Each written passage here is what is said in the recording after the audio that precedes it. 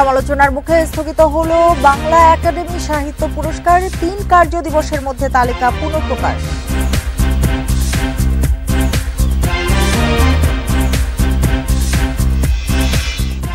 শিক্ষার্থীদের দল গঠনে স্বাগত জানাবে বিএনপি, প্রশাসনের সহায়তা নিলে হতাশ হবে জনগণ, মন্তব্য তারেক রহমানের।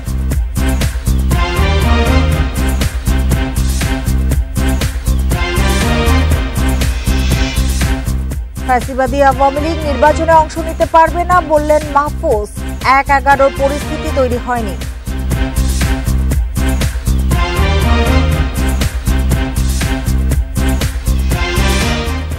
খুলনা বিশ্ববিদ্যালয়ের ছাত্র হত্যার কারণ খুঁজে পাচ্ছে না পুলিশ। রাজনীতিতে জড়িত ছিল না অর্ণব, বলছে পরিবার।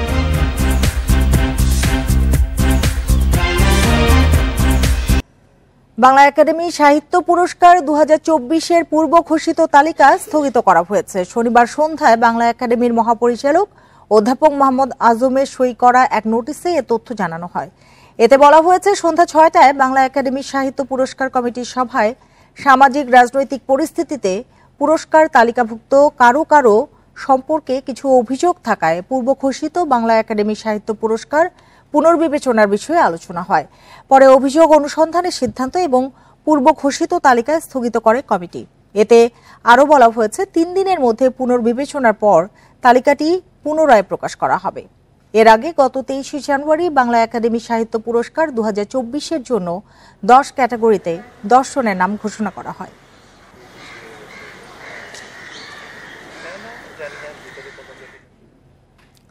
শিক্ষার্থীরা নতুন রাজনৈতিক দল গঠন করলে বিএনপি স্বাগত জানাবে, জানিয়েছেন দলের ভারপ্রাপ্ত চেয়ারম্যান তারেক রহমান। তবে দল বানাতে গিয়ে রাষ্ট্র ও প্রশাসনের সহযোগিতা নিলে জনগণ হতাশ হবে বলেও উল্লেখ করেন তিনি। শনিবার বিকেলে রাজধানীতে শিক্ষক কর্মচারী ঐক্য জোটের সমাবেশে ভার্চুয়ালি যুক্ত হয়ে তিনি এসব কথা বলেন। ভারপ্রাপ্ত চেয়ারম্যান আমাদের সকলের প্রিয় নেতা। শিক্ষার্থীদের নতুন দল গঠন নিয়ে রাজনৈতিক অঙ্গনে আলোচনা চলছে বেশ কিছুদিন ধরে। সম্প্রতি বিএনপি নেতারাও বলেছেন, সরকারের ভেতর থেকে কেউ কেউ দল গঠনের চিন্তা করছে। শনিবার রাজধানীর ইঞ্জিনিয়ার্স ইনস্টিটিউশনে শিক্ষক কর্মচারী ঐক্যজোটের সমাবেশে এ নিয়ে কথা বলেন বিএনপির ভারপ্রাপ্ত চেয়ারম্যান তারেক রহমান। তিনি বলেন, নতুন রাজনৈতিক দল গঠন হলে স্বাগত জানাবে বিএনপি। রাজনৈতিক দল গঠন করতে গিয়ে কেউ যদি রাষ্ট্রীয় কিংবা প্রশাসনিক সহায়তা নেন, সেটি জনগণকে হতাশ করবে, কিংবা অন্য রাজনৈতিক দলের প্রতি তাদের আচরণ কিংবা বক্তব্য মন্তব্য যদি ঝগড়া সুলভ অথবা প্রতিহিংসামূলক হয়, সেটিও জনগণের কাছে হবে অনাকাঙ্ক্ষিত। দ্রব্যমূল্যের ঊর্ধ্বগতি ও কিছু পণ্যের ভ্যাট বাড়ায় জনগণের দুর্ভোগ নিয়ে উদ্বেগ জানান বিএনপির ভারপ্রাপ্ত চেয়ারম্যান। অন্তর্বর্তীকালীন সরকার এতদিনেও কেন বাজার নিয়ন্ত্রণে ব্যর্থ?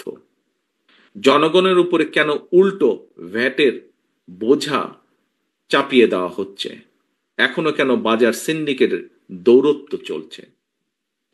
এমন পরিস্থিতিতে কিন্তু জনগণের অনেকের মনেই প্রশ্ন ওঠা স্বাভাবিক, তাহলে কি সরকারের কেউ কেউ অন্য কোনো ইস্যুতে বেশি মনোযোগী, নাকি সরকার পারছে না? তারেক রহমান বলেন, জনগণের কাছে সংস্কার ও নির্বাচনের চেয়ে সংসার চালানো বেশি গুরুত্বপূর্ণ। Jahanara Parvin, Independent News, Dhaka. নির্বাচন পিছিয়ে দিতে ষড়যন্ত্র হচ্ছে বলে অভিযোগ করেছেন বিএনপির স্থায়ী কমিটির সদস্য ডক্টর খন্দকার মোশাররফ হোসেন। আর ভোটের মাধ্যমে ক্ষমতা হস্তান্তরের পথে না গিয়ে অন্য উদ্দেশ্য থাকলে ভালো হবে না বলে হুঁশিয়ার করেছে আমির খসরু মাহমুদ চৌধুরী। যারা ৫২ ও ৭১কে অস্বীকার করে তাদের সাথে কোনো আপোষ নয় বলেও মন্তব্য করেছেন বরকতুল্লাহ বুলু। রাজধানীতে আলাদা অনুষ্ঠানে এসব কথা বলেন নেতারা। শনিবার জাতীয় প্রেস ক্লাবে নিউ ইয়র্ক স্টেট বিএনপি যুক্তরাষ্ট্র শাখার উদ্যোগে আয়োজিত আলোচনা ও মতবিনিময় সভা। এতে অংশ নেন বিএনপির স্থায়ী কমিটির সদস্য ডক্টর খন্দকার মোশাররফ হোসেন। অভিযোগ করেন, নির্বাচন পিছিয়ে দিতে নানা ষড়যন্ত্র হচ্ছে।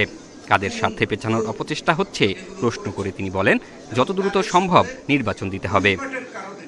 এই নির্বাচনকে নিয়ে আজকে ষড়যন্ত্র হচ্ছে, এই নির্বাচনকে পিছানোর জন্য ষড়যন্ত্র হচ্ছে।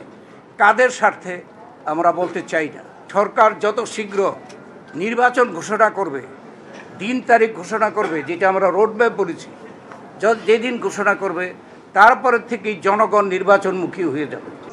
গণতন্ত্রের বাইরে অন্তর্বর্তী সরকারের অন্য কোনো উদ্দেশ্য থাকলে ভালো হবে না বলে হুঁশিয়ারি দেন বিএনপির স্থায়ী কমিটির সদস্য আমির খসরু মাহমুদ চৌধুরী। আর যদি কোনো উদ্দেশ্য হাসিলের জন্য বাংলাদেশের জনগণের মালিকানার নির্বাচনের মাধ্যমে ক্ষমতা হস্তান্তর বিষয়ে যদি অন্য কোনো পরিকল্পনা থাকে গণতন্ত্রের বাইরে, সেটা বোধহয় ভালো হবে। শহীদ জিয়াউর রহমানের 89তম জন্মবার্ষিকী উপলক্ষে শোভাযাত্রায় বিএনপির ভাইস চেয়ারম্যান বরকতুল্লাহ বুলু বলেন, একটি পক্ষ মুক্তিযুদ্ধকে পেছনে রাখার ষড়যন্ত্র করছে। আমরা 71-এর 30 লক্ষ মানুষ বুকের তাজা রক্ত দিয়ে আমরা বাংলাদেশ স্বাধীন করেছি। যারা 71-কে মাইনাস করতে চান, পাশ কাটিয়ে যেতে চান, তারা এই দেশের নাগরিক হতে পারে না, তারা এই দেশকে ভালোবাসে না, অতএব তাদের সাথে কোনো আপোষ নেই। জুলাই গণঅভ্যুত্থানের কারিগর শুধু শিক্ষার্থীরাই নয়, তাই উপদেষ্টাদের ভেবে কথা বলার আহ্বান জানান নেতারা। জাহিদুল ইসলাম, ইন্ডিপেন্ডেন্ট নিউজ, ঢাকা।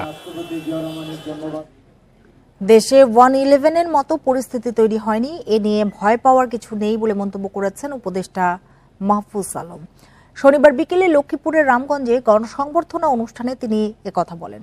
এর আগে হাজীগঞ্জ বাজারে এক পথসভায় মাহফুজ সাফ জানান, আগামী নির্বাচনে ফ্যাসিবাদী আওয়ামী লীগকে অংশগ্রহণ করতে দেয়া হবে না।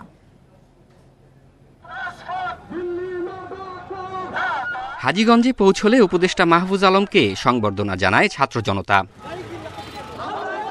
সেখানে পথসভায় অংশ নিয়ে মাহফুজ বলেন, সংস্কার কমিশনের প্রতিবেদনের ভিত্তিতে শিগগিরই রাজনৈতিক দল ও অংশীজনদের সাথে আলোচনা হবে। সবার মতামতের ভিত্তিতে ন্যূনতম সংস্কার করেই নির্বাচন আয়োজন করা হবে।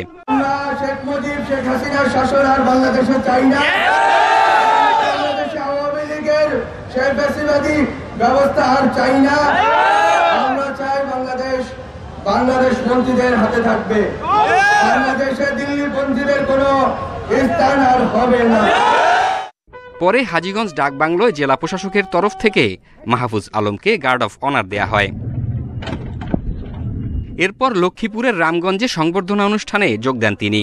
বলেন, শেখ হাসিনার ফ্যাসিবাদী শাসনকে যেসব প্রতিষ্ঠান টিকিয়ে রেখেছিল তাদের অবিকৃত রেখে নির্বাচন সম্ভব নয়। গণহত্যার বিচার না করে আওয়ামী লীগকে নির্বাচনে অংশ নিতে দেয়া হবে না বলেও মন্তব্য করেন মাহফুজ আলম। খুব শীঘ্রই রাজনৈতিক দলগুলোর সাথে ঐকমত্যের ভিত্তিতে আমরা যে সংস্কার না করলেই নয়, নির্বাচনের পূর্বে সে সকল সংস্কার করতে চাই। আমরা যারা ফ্যাসিবাদ বিরোধী শক্তি আছি, ঐক্যবদ্ধ হই, সরকারকে সহযোগিতা করে এই সংস্কারগুলো করার জন্য। দিল্লিপন্থীরা এখনো ষড়যন্ত্র চালিয়ে যাচ্ছে বলেও সতর্ক করেন উপদেষ্টা। তাহলে উপকৃত হবে বাংলাদেশের। জাহিদুল ইসলাম, ইন্ডিপেন্ডেন্ট নিউজ। রাজনীতির দ্বিমত যেন ফ্যাসিস্টদের সুযোগ করে না দেয়, এমন মন্তব্য করেছেন জাতীয় নাগরিক কমিটির মুখ্য সংগঠক সার্জিস আলম। দুপুরে পঞ্চগড় রেল স্টেশনের সৌন্দর্য বর্ধন কাজের উদ্বোধন শেষে সাংবাদিকদের একথা বলেন তিনি বলেন, খুনি হাসিনা দেশের বাইরে থেকে চক্রান্ত করছেন, দেশ থেকে লক্ষ কোটি টাকা চুরি করে এখন সেসব দিয়ে প্রোপাগান্ডা ছড়াচ্ছেন। এ বিষয়ে অন্তর্বর্তী সরকারের পাশাপাশি রাজনৈতিক দলগুলোকে সচেতন থাকার কথাও বলেন তিনি। এখন জাতীয় ঐক্য সবচেয়ে গুরুত্বপূর্ণ বলেও মন্তব্য করেন সার্জিস। বলেন, এজন্য সবার আগে ব্যক্তি, দল বা গোষ্ঠী স্বার্থের আগে বাংলাদেশের স্বার্থ চিন্তা করতে হবে। তাহলেই জুলাই অভ্যুত্থানের স্পিরিট সফলভাবে বাস্তবায়ন করা সম্ভব হবে বলেও জানান তিনি।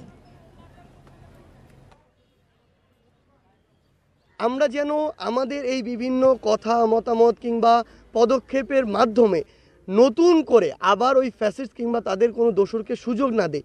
তারা তো চাইবে আমাদের ঐক্যের ফাটল ঘটাতে। এই ফাটলের সুযোগে যখন আমরা নিজেদের সাথে নিজেরা বিভাজনে লিপ্ত হব, তারা এই সুযোগটা নিয়ে তাদের স্বার্থ হাসিল করবে। প্রয়োজনের বেশি সংস্কার না করার আহ্বান জানিয়েছেন জামায়াতের আমির ডাক্তার শফিকুর রহমান। সকালে দিনাজপুরে কর্মী সম্মেলনে তিনি আহ্বান জানান। তিনি আরো বলেন, বিগত সময়ে যারা গুম, খুন ও সংখ্যালঘু নির্যাতন করেছে তাদের তালিকা করতে হবে। এদেশে সংখ্যালঘু বা গুরু বলে কোনো সম্প্রদায় থাকতে পারে না বলেও মন্তব্য করেন শফিকুর রহমান। বলেন, যাদের এদেশে জন্ম তাদের সাংবিধানিক অধিকার নিশ্চিত করতে হবে। হিন্দু জনগোষ্ঠীকে সংখ্যালঘু না ভাবার আহ্বান জানান জামায়াতের আমির। যারা হিন্দুদের অত্যাচার করেছে তাদের বিচার করার দাবি জানান শফিকুর রহমান।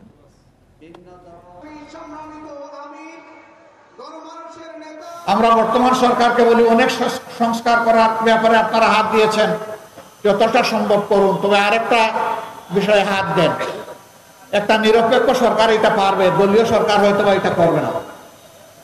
গত 54 বছরে বাংলাদেশে বিভিন্ন ধর্মের মানুষ যাদের হাতে নির্যাতিত হয়েছে, যাদের উপর জুলুম করা হয়েছে, সেটা খুন, দর্শন, লুট, দখল যাই হোক, চাঁদাবাজি হোক, এদের নামের কালো তালিকা প্রকাশ করে দেন। খুলনা বিশ্ববিদ্যালয় ছাত্র অর্ণব হত্যায় জিজ্ঞাসাবাদের জন্য 3 জনকে হেফাজতে নিয়েছে পুলিশ। কারণ জানতে তাদের ঠিকাদারি ব্যবসা বা কোনো সন্ত্রাসী চক্র জড়িত কিনা তাও খতিয়ে দেখা হচ্ছে। তবে অর্ণব রাজনীতি বা সন্ত্রাসে যুক্ত নয় জানিয়ে মামলার প্রস্তুতি নিচ্ছেন স্বজনরা।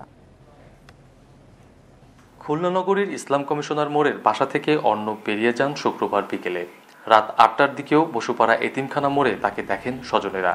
তবে এর পরপরই তেঁতুলতলা মোড়ে গুলি ও ধারালো অস্ত্রে হত্যা করা হয় তাকে। অর্ণব বেসরকারি বিশ্ববিদ্যালয় থেকে ইঞ্জিনিয়ারিং পড়া শেষে MBA পড়ছিলেন খুলনা বিশ্ববিদ্যালয়ে। সহায়তা করতেন বাবার ঠিকাদারি ব্যবসায়। স্বজনেরা বলছেন কোনো রাজনৈতিক সংশ্লিষ্টতা তার ছিল না। ও ছেলে যদি তুই বলে কারোর সাথে কথা বলে না, ও মানে লাখে একটার ওরকম ছেলে পাওয়া যায় না। সংসারে হাল ধরেছে কেবল, সব কিছু ওর বিয়ের সাথে ঠিক করবো সেরকম কথাবার্তা, ওর সাথে ফ্রি মাইন্ডে সেভাবে কথাবার্তা বলেছি। কোনো ওর সত্য থাকতেই পারে না। শনিবার দুপুরে ময়নাতদন্ত শেষে অর্ণবের মরদেহ দেয়া হয় পরিবারের কাছে। 3 সন্দেহভাজনকে প্রাথমিক জিজ্ঞাসাবাদও করছে পুলিশ। আমরা ঘটনাস্থল থেকে সিসি ফুটেজও সংগ্রহ করেছি। মোদ্দা কথা হচ্ছে, আমরা এই ঘটনার সাথে সম্পৃক্ত নানান রকমের তথ্য এবং উপাত্ত সংগ্রহপূর্বক আমরা বিশ্লেষণ করে এই ঘটনার মূল রহস্য উদ্ঘাটনের জন্য তৎপরতার সাথে দায়িত্ব পালন করছি। খুলনায় অর্ণব সহ গত 4 মাসে 12টি হত্যার ঘটনা ঘটেছে।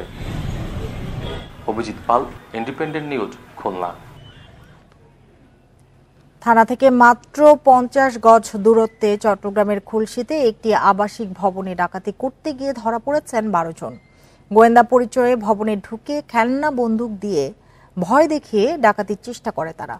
এদিকে পুলিশ বলছে, ডাকাত দলের সদস্যদের মধ্যে রয়েছে চাকরিজীবী, প্রবাস ফেরত ও সাবেক ব্যাংক কর্মকর্তা। রয়্যাল রিজ নামে চট্টগ্রামের বিলাসবহুল এই ভবন থেকে খুলশী থানার দূরত্ব মাত্র 50 গজ। আর এই অল্প দূরত্বের ভবনেই গোয়েন্দা সদস্য পরিচয়ে ডাকাতি করতে আসেন কয়েকজন। শুক্রবার রাত 11:30টার দিকে মাইক্রো নিয়ে এ ভবনে প্রবেশ করেন, বেঁধে ফেলেন নিরাপত্তা কর্মীদের। খেলনা বন্দুক দিয়ে ভয় দেখিয়ে ভবনের 8 তলার একটি ফ্ল্যাটে হানা দেন। চোখ বন্ধ বেঁধে ফেলছে। এরপর আমাদের ইন্টারকমেন্ট লাইন, সিসি ফুটেজ সব কেটে দিছে এবং যেটা রেকর্ড হয় ক্যামেরায় ওইটা ওরা নিয়ে গেছে। এর মধ্যে টের পেয়ে ভবনের অন্যান্য বাসিন্দারা পুলিশকে খবর দেয়। ঘটনার সময় ফ্ল্যাট মালিক ও পরিবারের অন্য সদস্যরা কক্সবাজারে ছিলেন। পুলিশের সহযোগিতায়, আইন শৃঙ্খলা বাহিনীর সহযোগিতায় আমি আমার বাসা রক্ষা পাইছি। আমি একটা মামলা করব, আইন শৃঙ্খলা বাহিনী এটা দ্রুত তদন্তের মাধ্যমে এটা উদ্ঘাটন করবে। পুলিশ বলছে, ডাকাত দলের কেউ পেশাদার নন। তাদের মধ্যে চাকরিজীবী, প্রবাস ফেরত ও সাবেক ব্যাংক কর্মকর্তা রয়েছে। তবে কি কারণে ডাকাতির মতো অপরাধে জড়ালেন তা এখনো জানা যায়নি। কেউ পটিয়া, কেউ সীতাকুণ্ড, মিরসরাই এই এলাকা থেকে এসছে। তাদের কারো পেশা হয়তো দোকানের কর্মচারী, কেউ হয়তো বিদেশ ফেরত। মূল সংগঠক হলেন এখানে ওয়াজেদ রাকিব। এদিকে এমন ঘটনায় আবাসিক এলাকার বাসিন্দারা নিরাপত্তা নিয়ে শঙ্কিত। মনে করছি এটা সেফ, নিরাপদ জায়গা, এটা মনে করি এখানে আসছে। সব সময় তো আর গার্জিয়ানরা থাকে না, আমরা মহিলারা থাকি। এখন একটা শুনলে তো সব সময় আমরা আমাদের মারি টেনশনে পড়ে যাই। আমরা গোয়েন্দা পরিচয়ে এমন ডাকাতির চেষ্টা ভাবিয়ে তুলছে আইন শৃঙ্খলা বাহিনীকে। নিরাপত্তা বাড়ানোর পাশাপাশি নগরবাসীকে সচেতন হওয়ার তাগিদ তাদের। Abdullah Rakib, Independent News, Chattogram. তৃতীয় পক্ষের ইন্ধনে চট্টগ্রাম ইপিজেডে শিশু হত্যার গুজব রটিয়ে অস্থিতিশীল পরিস্থিতি তৈরি করা হয়েছে বলে জানিয়েছে পুলিশ। দুপুরে এক সংবাদ সম্মেলনে এ তথ্য নিশ্চিত করেছে মেট্রোপলিটন পুলিশের উপ পুলিশ কমিশনার রয়েস উদ্দিন। পুলিশ জানায়, ইতোমধ্যে শ্রমিক সেজে গুজব প্রচারকারী একটি পক্ষকে চিহ্নিত করা হয়েছে। তবে এই ঘটনার এখনো কাউকে আটক করা যায়নি, কিন্তু জড়িতদের আটক করতে কাজ চলমান রয়েছে বলে জানায় পুলিশ। এছাড়া ইপিজেড এর ভেতরে বিনিয়োগকারীদের সংখ্যা কাটাতেও কাজ চলছে এ ঘটনায় গুজবের শিকার 3 শিশুকে বৃহস্পতিবার জীবিত উদ্ধার করে পুলিশ। এর আগে গেল বুধ ও বৃহস্পতিবার পরপর দুদিন সন্ধ্যায় চট্টগ্রাম ইপিজেডে শিশু হত্যার খবরে দফায় দফায় সংঘর্ষ হয়েছে। সংঘর্ষে আইনশৃঙ্খলা রক্ষাকারী বাহিনী ও শ্রমিকদের দুপক্ষে হতাহত হয়েছে অন্তত 1.5 শতাধিক। ভাঙচুর করা হয় 2টি কারখানা ও বেবজার নির্মাণাধীন একটি ভবন। নৌবাহিনী একটি টহল গাড়ি ভাঙচুর সহ হামলার ঘটনা ঘটেছে নৌবাহিনী কলোনিতেও। কিছু দুষ্কৃতিকারী কুচক্রী মহল সুপরিকল্পিতভাবে তাদেরকে খেপিয়ে তুলেছে। এখানে বহিরাগতদের ইন্ধন রয়েছে এবং যারা এই ধরনের গুজব ছড়াচ্ছে, পরিস্থিতিকে অস্থিতিশীল করার চেষ্টা করছে, তাদের বিরুদ্ধে আমরা তথ্য সংগ্রহ করছি। তাদেরকে যাতে আমরা দ্রুত আইনের আওতায় নিয়ে আসতে পারি সেই ব্যাপারে আমাদের প্রচেষ্টা অব্যাহত রয়েছে। গেল 1 বছরে জ্বালানি সংকট, রাজনৈতিক অস্থিরতা, ডলার সংকট সহ নানা কারণে বন্ধ হয়ে গেছে 100টি তৈরি পোশাক কারখানা। আরও 200টি এবছর বন্ধের পথে বলে জানিয়েছেন বাংলাদেশ চেম্বার অব ইন্ডাস্ট্রিজের BCI এর সভাপতি আনোয়ারুল আলম চৌধুরী।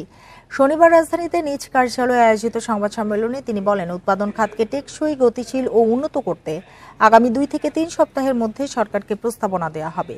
এ সময় সাংবাদিকদের এক প্রশ্নের জবাবে BCI এর সভাপতি বলেন, দেশের অর্থনৈতিক পরিসংখ্যান সঠিকভাবে উপস্থাপন হচ্ছে না, যার কারণে বর্তমান সংকট মোকাবিলা বড় চ্যালেঞ্জ হয়ে দাঁড়িয়েছে। বলেন, নির্বাচিত সরকার ছাড়া অর্থনৈতিক ক্ষেত্রে স্থায়ী সমাধান সম্ভব নয়। খুব শিগগিরই উন্নয়নশীল দেশের কাতারে না যাওয়ার আহ্বান জানান ব্যবসায়ীরা। উদ্যোক্তা বা নতুন যারা আসতে যাচ্ছে তারাও যাতে ফ্রাস্ট্রেটেড না হয়, প্যানিক না হয়, সেটার জন্য আমরা মনে করি যে সরকারের যে 2-4টা যে কমেন্টগুলি আসছে সেগুলি বিভ্রান্তমূলক এবং সেগুলি সবাইকে বরঞ্চ আরো ক্ষতিগ্রস্ত করবে। এবং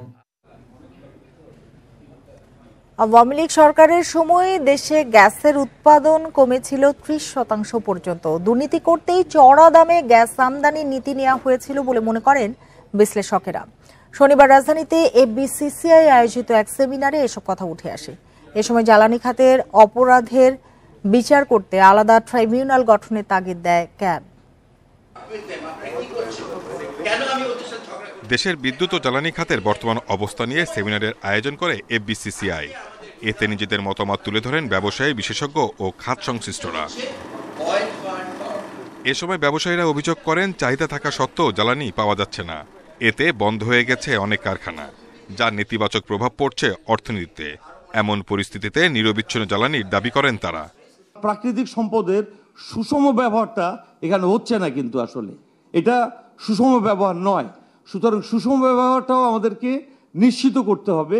এগুলার যদি উন্নতি না হয়, আমরা নতুন সরকারের কাছে প্রত্যাশা, আমরা আশা করি আমরা এনার্জি সিকিউরিটি আমাদের উদ্যোক্তাদের জন্য এনশিওর করে যেতে পারবো। সেমিনারে জ্বালানি বিশেষজ্ঞরা বলেন, গেল 10 বছরে নিজস্ব গ্যাস উৎপাদন কমেছে 76 কোটি ঘনফুট। বিগত সরকারের সময়ে এ খাতে ব্যাপক লুটপাট হয়েছে। এমন অপরাধ বিচার করতে আলাদা ট্রাইব্যুনাল গঠনের তাগিদ দেন তারা। ঘাটতি দেখিয়ে নিয়ে চুরি হয়ে যাচ্ছে। তো যারা চুরি করেছে 4 জনের নাম অলরেডি বলা হয়েছে। সেই 4 জনের মধ্যে সেই 4 জন সরাসরি চুরির সঙ্গে জড়িত যতটা না, অন্তত চুরির প্রক্রিয়ায় ছিলেন তারা। একজন হচ্ছে আবুল কালাম আজাদ, একজন হচ্ছে তৌফিক ইলাহি, একজন হচ্ছে কাইকাউস, আর একজন হচ্ছে মনারুল ইসলাম। এ সময় জানানো হয়, বছরে বিদ্যুৎ ও জ্বালানি খাতে 52,000 কোটি টাকা ভর্তুকি দেয় সরকার। দুর্নীতি রোধে জ্বালানি আমদানিতে উন্মুক্ত প্রতিযোগিতার ব্যবস্থা করা হবে বলে জানান জ্বালানি উপদেষ্টা। আমরা একটা খুব কঠিন পরিস্থিতি ইনহেরিট করছি, যেটা ছিল না। ওই যেটা বলা হয়েছে গ্যাসের অনুসন্ধান করা হয় না, তারপরে অনেক বেশি দামে। তো আমরা চেষ্টা করতেছি এটাকে যতটা সম্ভব সহনীয় করে তোলা যায় আপনাদের জন্য। আমাদের হাতে কোনো জাদুর চেরাগ নাই যে দেশে গ্যাস সংকট নিরসনে বিকল্প জ্বালানি নিশ্চিতের তাগিদ দেন বক্তারা। এটা না বললে মনে হবে না। সেটা হচ্ছে যে শাহিদ আহমেদ, ইন্ডিপেন্ডেন্ট নিউজ, ঢাকা। এ পর্যায়ে জানাবো খেলার খবর, আর শুরুতেই জানাবো শিরোনাম। বিসিবির গঠনতন্ত্র সংশোধন কমিটির কার্যক্রম স্থগিত, স্ট্যান্ডিং কমিটি ঘোষণা। ক্রিকেট অপারেশনসের দায়িত্বে নাজমুল আবেদীন।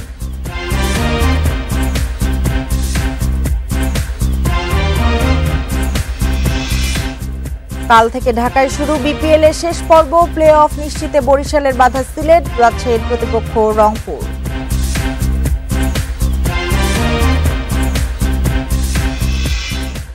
বিসিবির গঠনতন্ত্র সংশোধন কমিটির কার্যক্রম স্থগিত, জরুরি সভায় এমন সিদ্ধান্ত ক্রিকেট বোর্ডের। ঢাকার ক্লাবগুলোর লিগ বয়কট ঘোষণার পর পরিচালকদের নিয়ে বৈঠকে বসেন বিসিবির সভাপতি। অচলাবস্থা দূর করতে স্থগিত করা হয়েছে নাজমুল আবেদিনের নেতৃত্বাধীন গঠনতন্ত্র সংশোধন কমিটির কার্যক্রম। এদিকে 5 মাস পর ঘোষণা হয়েছে স্ট্যান্ডিং কমিটি। ক্রিকেট অপারেশনস চেয়ারম্যানের দায়িত্বে নাজমুল আবেদিন ফাহিম, নারী উইংয়ের চেয়ারম্যানও তিনি। 7 পরিচালক সামলাবেন 11 কমিটি। গেম ডেভেলপমেন্ট, লজিস্টিক্স ও ফাইন্যান্স বিভাগ দেখবেন ফাহিম সিনহা। সভাপতি ফারুকের অধীনে থাকবে মার্কেটিং ও কমার্শিয়াল বিভাগ। আকরাম খান টুর্নামেন্ট ও ফ্যাসিলিটিস কমিটির চেয়ারম্যান। বিপিএল এ ক্রিকেটারদের পারিশ্রমিক ও ফিক্সিং ইস্যু নিয়েও আলোচনা হয়। 48 ঘন্টার মধ্যে ফ্র্যাঞ্চাইজি মালিকদের সাথে বৈঠক করবে বিসিবি।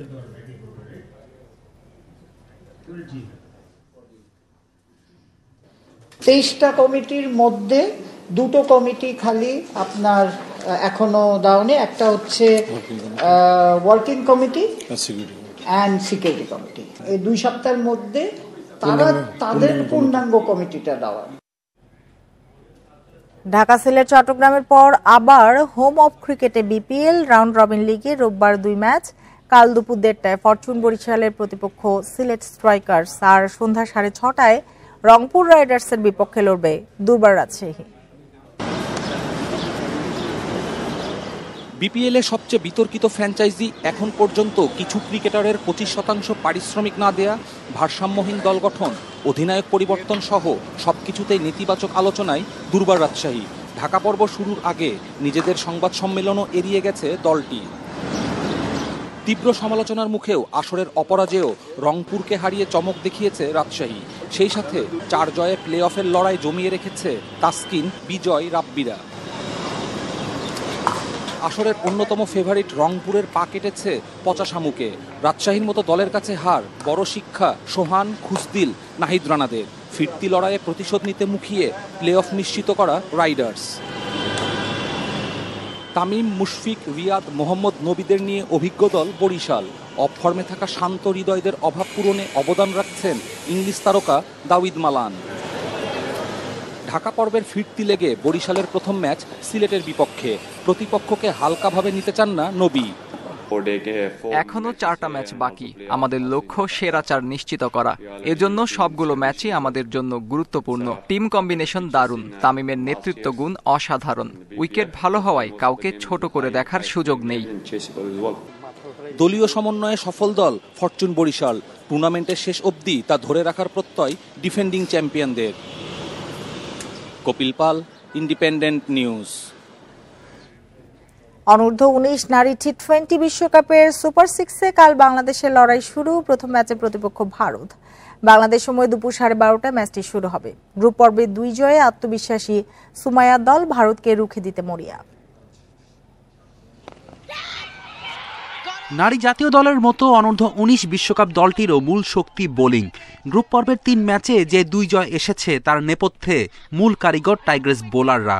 শোভা ও মাওয়া চলতি বিশ্বকাপে বাংলাদেশের 2 ম্যান অব দ্য ম্যাচও বোলিং নৈপুণ্যের কারণেই। এবার আসরে সুপার 6-এর লড়াই, যার শুরুটা ভারতকে দিয়ে। গ্রুপের 3 ম্যাচেই বড় জয় ভারতের। তবে শক্তি পরীক্ষায় উতরাতে মালয়েশিয়ার উইকেট আর কন্ডিশন টাইগ্রিস দলের ভরসা। এবারের আসরে লো স্কোরিং ম্যাচই বেশি। বোলিং শক্তিকে কাজে লাগিয়ে জয়ে চোখ বাংলাদেশের। ব্যাটিংয়ে যে প্রতিভা নেই তা নয়।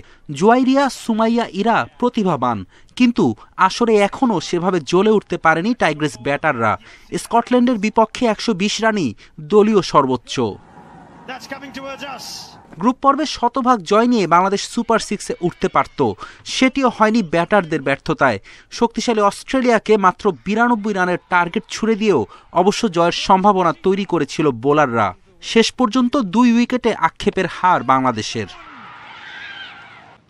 নেপাল স্কটল্যান্ডকে হারিয়ে অস্ট্রেলিয়ার বিপক্ষে সমানে সমান লড়াই করে আত্মবিশ্বাসী বাংলাদেশ। সুপার 6-এ ভারতের পর উইন্ডিজের বিপক্ষে খেলবে বাংলাদেশ। ফেরদৌস ইসলাম, ইন্ডিপেন্ডেন্ট নিউজ। মুলতান টেস্টের প্রথম দিন স্পিনারদের দাপট। প্রথম ইনিংসে উইন্ডিজ অল আউট 163 রানে, জবাবে পাকিস্তান গুটিয়ে যায় 154 করে। দিন শেষে 9 রানে এগিয়ে অতিথিরা। ব্যাটিংয়ে নেমে নোমান আলীর স্পিনে বিধ্বস্ত উইন্ডিজ, বাঁহাতি স্পিনারের হ্যাট্রিকে বিপর্যস্ত অতিথিরা। পাকিস্তানের টেস্ট ইতিহাসের প্রথম স্পিনার হিসেবে এমন কীর্তি গড়েন নোমান। 54 রানে 8 উইকেট হারানো দলটাকে এগিয়ে নেন গুন্ডাকেশ মতি। 55 রানে উইন্ডিজকে লড়াইয়ের পুঁজি দেন। 36 রানে অপরাজিত থাকেন ওয়ারিকেন। নোমান আলী নেন 6 উইকেট, সাজিদ খানের শিকার 2টি। পাকিস্তানের সুবিধা করতে পারেনি প্রথম ইনিংসে। কেমার রোচের পর ওয়ারিকেনের বোলিং তাণ্ডবে দিশেহারা স্বাগতিকরা। 51 রানে হারায় 4 উইকেট। রিজওয়ান ও শাকিলের 68 রানের জুটিতে ঘুরে দাঁড়ায় পাকিস্তান। তবে 35 রানের ব্যবধানে 6 উইকেট হারিয়ে 154-তে অল আউট হয় মেন ইন গ্রিনরা।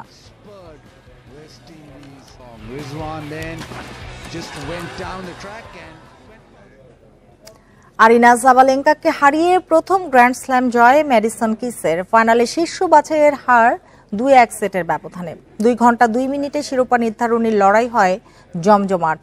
আধিপত্য ধরে রেখে প্রথম সেট 6-3 গেমে জিতে নেন কিস। টানা দুবারের চ্যাম্পিয়ন সাবালেঙ্কা ঘুরে দাঁড়ান দ্বিতীয় সেটে।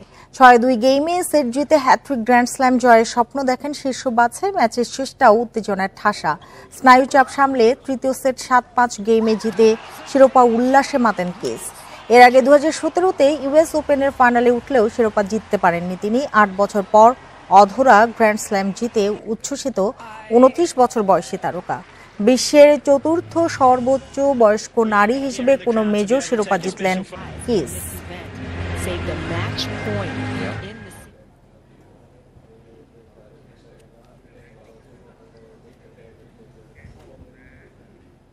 এই ছিল খেলার খবরে। এবার ভিন্ন একটি প্রসঙ্গ।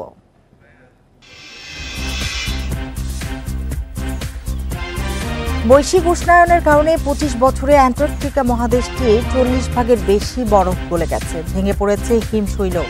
এমনই একটি হিমশৈল ধেয়ে যাচ্ছে যুক্তরাজ্যের সাউথ জর্জিয়া দ্বীপের দিকে। সংঘর্ষ হলে দ্বীপে পেঙ্গুইন ও সিলের মতো প্রাণীগুলো ঝুঁকিতে পড়বে বলে আশঙ্কা করা হচ্ছে। স্যাটেলাইট ছবি যাচাই করে হিমশৈলের গতিবিধি পর্যবেক্ষণ করছেন বিজ্ঞানী ও নাবিকেরা।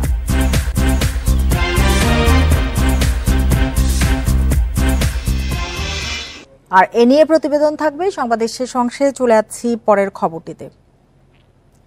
চট্টগ্রামের রাউজানে ব্যবসায়ীকে গুলি করে হত্যার ঘটনায় 10 থেকে 15 জন অংশ নিয়েছিল বলে প্রাথমিকভাবে ধারণা করছে পুলিশ। তবে এ ঘটনায় এখন পর্যন্ত কোনো মামলা হয়নি। জেলা গোয়েন্দা পুলিশের অতিরিক্ত সুপার রাসেল জানান, সিসিটিভি ফুটেজ বিশ্লেষণ করে দেখা গেছে প্রকাশ্যে অস্ত্র হাতে কয়েকজন যুবক হেঁটে যাচ্ছিল। তাদের শনাক্ত করতে আশপাশের বিভিন্ন সিসিটিভির ফুটেজ বিশ্লেষণ করা হচ্ছে। এই ঘটনায় এখন পর্যন্ত কেউ আটক না হলেও পুলিশের অভিযান চলছে। এর আগে শুক্রবার দুপুরে জুম্মার নামাজের জন্য মসজিদে যাওয়ার সময় ব্যবসায়ী জাহাঙ্গীর আলমের উপর হামলা হয়। দুর্বৃত্তদের লাঠির আঘাতে মাটিতে লুটিয়ে পড়েন তিনি। পরে জাহাঙ্গীরকে গুলি করে পালিয়ে যায় তারা।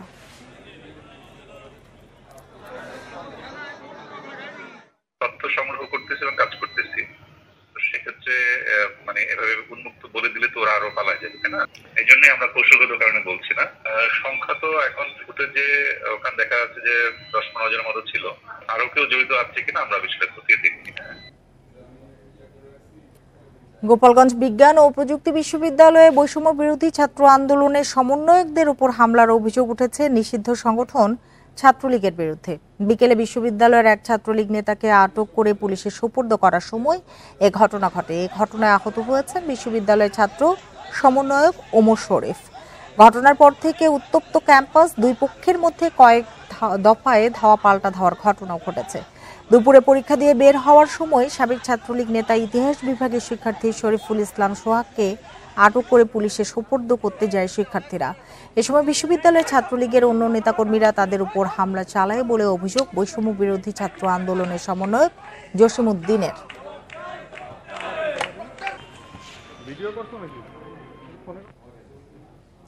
চাঁদাবাজি ও শৃঙ্খলা ভঙ্গের অভিযোগে ঝালকাঠির রাজাপুর উপজেলা বিএনপির সাধারণ সম্পাদক নাসিম উদ্দিন আকনের দলীয় পদ স্থগিত করা হয়েছে। জেলা বিএনপির আহ্বায়ক সৈয়দ হোসেন ও সদস্য সচিব শাহাদাত হোসেন স্বাক্ষরিত প্রেস বিজ্ঞপ্তিতে বলা হয়, দলীয় শৃঙ্খলা ভঙ্গের ঘটনায় তার দেয়া জবাব সন্তোষজনক না হওয়ায় দলীয় পদ স্থগিতের সিদ্ধান্ত নেওয়া হয়েছে। এর প্রতিবাদে সন্ধ্যায় রাজাপুরে ঝাড়ু মিছিল ও বিক্ষোভ সমাবেশ করেছে উপজেলা বিএনপি ও অঙ্গ সংগঠনের নেতাকর্মীরা। অন্যদিকে আনন্দ মিছিল করেছে ঝালকাঠি জেলা ও উপজেলা শ্রমিক দল। এর আগে জেলা শ্রমিক দলের সভাপতি টিপু সুলতানকে লাঞ্ছিতের অভিযোগ তুলে নাসিম আকুনকে অবাঞ্ছিত করা হয়েছিল।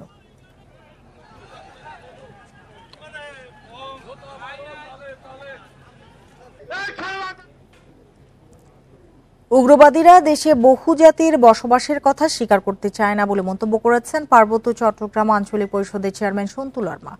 দুপুরে রাঙামাটি নাগরিক সমাজের সাথে মতবিনিময় সভায় তিনি কথা বলেন। সন্তু লারমা বলেন, দেশে 51টি ছোট জাতির সমন্বয়ে আদিবাসী গোষ্ঠী গঠিত, কিন্তু উগ্রবাদীরা বহুজাতির বসবাসের কথা স্বীকার করতে চায় না বলেই বইয়ে থাকা গ্রাফিতিতে আদিবাসী পাতাটি সরিয়ে ফেলা হয়েছে। পার্বত্য চট্টগ্রামের পরিস্থিতি ভয়াবহ মন্তব্য করে তিনি আরো বলেন, চট্টগ্রামের 13 ভাষাভাষী 14টি আদিবাসী জনগোষ্ঠী নিশ্চিহ্ন হওয়ার পথে।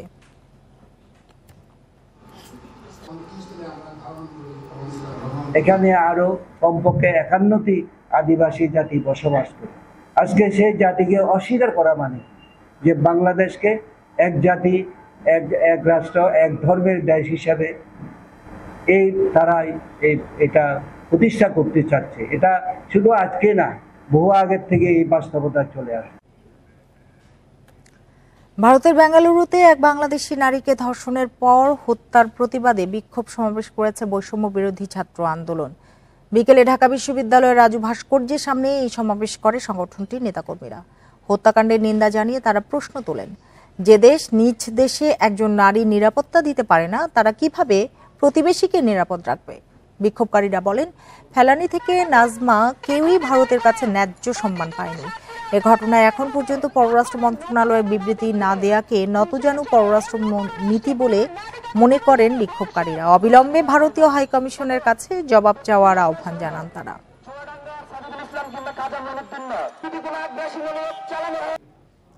চাঁদাবাজি ও শৃঙ্খলা ভঙ্গের অভিযোগে ঝালকাঠির রাজাপুর উপজেলা বিএনপির সাধারণ সম্পাদক নাসিম উদ্দিন আকুনের দলীয় পদ স্থগিত করা হয়েছে। জেলা বিএনপির আহ্বায়ক সৈয়দ হোসেন ও সদস্য সচিব শাহাদাত হোসেন স্বাক্ষরিত প্রেস বিজ্ঞপ্তিতে বলা হয়, দলীয় শৃঙ্খলা ভঙ্গের ঘটনায় তার দেয়া জবাব সন্তোষজনক না হওয়ায় দলীয় পদ স্থগিতের সিদ্ধান্ত নেওয়া হয়েছে। এর প্রতিবাদে সন্ধ্যায় রাজাপুরে ঝাড়ু মিছিল ও বিক্ষোভ সমাবেশ করেছে উপজেলা বিএনপি ও অঙ্গ সংগঠনের নেতাকর্মীরা। অন্যদিকে আনন্দ মিছিল করেছে ঝালকাঠি জেলা ও উপজেলা শ্রমিক দল। এর আগে জেলা শ্রমিক দলের সভাপতি টিপু সুলতানকে লাঞ্ছিতের অভিযোগ তুলে নাসিম আকুনকে অবাঞ্ছিত করা হয়েছিল।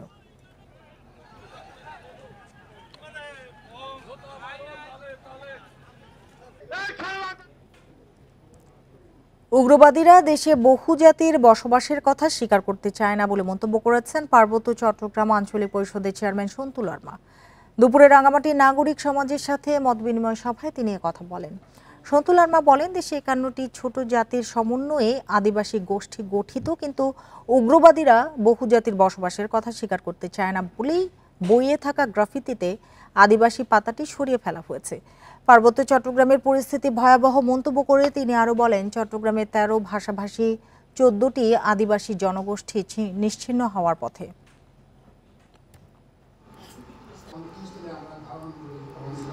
এখানে আরো কমপক্ষে 51টি আদিবাসী জাতি বসবাস করে। আজকে সেই জাতিকে অস্বীকার করা মানে যে বাংলাদেশকে এক জাতি এক রাষ্ট্র এক ধর্মের দেশ হিসাবে তারাই এটা প্রতিষ্ঠা করতে চাচ্ছে। এটা শুধু আজকে না, বহু আগের থেকে এই বাস্তবতা চলে আসে। ভারতের বেঙ্গালুরুতে এক বাংলাদেশি নারীকে ধর্ষণের পর হত্যার প্রতিবাদে বিক্ষোভ সমাবেশ করেছে বৈষম্য বিরোধী ছাত্র আন্দোলন।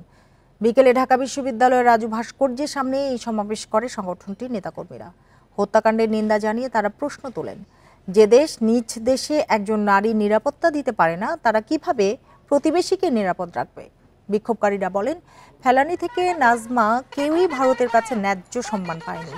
এ ঘটনায় এখন পর্যন্ত পররাষ্ট্র মন্ত্রণালয়ের বিবৃতি না দেয়াকে নতজানু পররাষ্ট্র নীতি বলে মনে করেন বিক্ষোভকারীরা। অবিলম্বে ভারতীয় হাইকমিশনের কাছে জবাব চাওয়ার আহ্বান জানান তারা।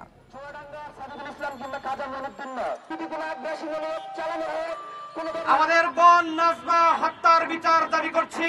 নৃশংসভাবে তাকে ধর্ষণ করে বেঙ্গালুরুতে হত্যা করা হয়েছে। শহীদ নাজমা আক্তারের বিচার, তার খুনের বিচার করতে হবে। কোন ধরনের নতজানু হওয়ার সুযোগ নেই। এতক্ষণ সাথে থাকার জন্য ধন্যবাদ সবাইকে।